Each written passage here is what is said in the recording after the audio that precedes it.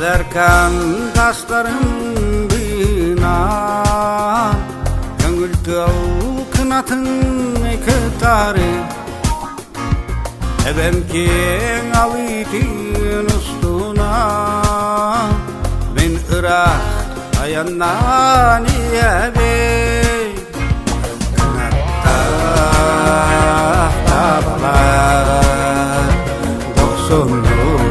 sollarını telelley Kılabın gereften Yüreği yerinden bitiyer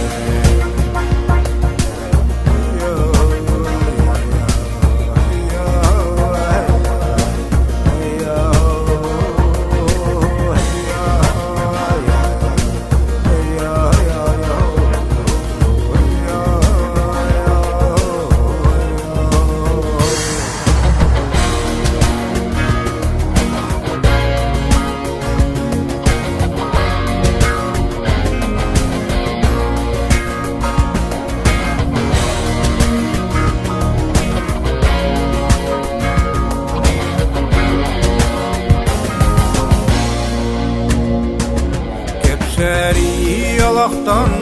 kırcağız Kasardık kendi geri kalbıtın Asılı otunu attuna Sırağın ereli talbıtın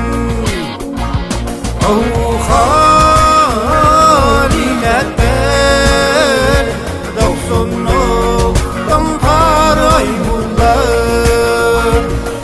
Çağay dirbeğe bıskıvat süper Çuğullar arağın görsen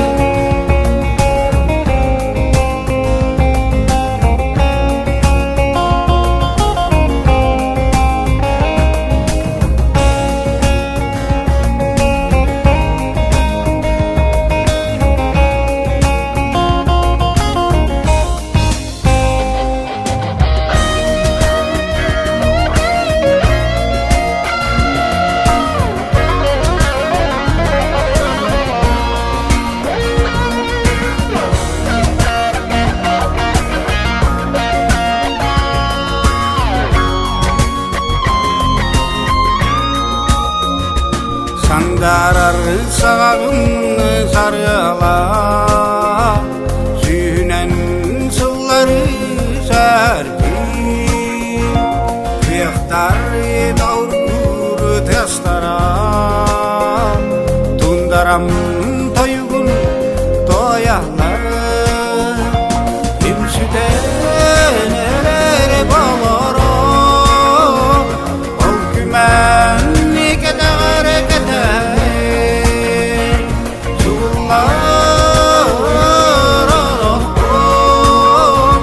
Kırpay duyunan sabarı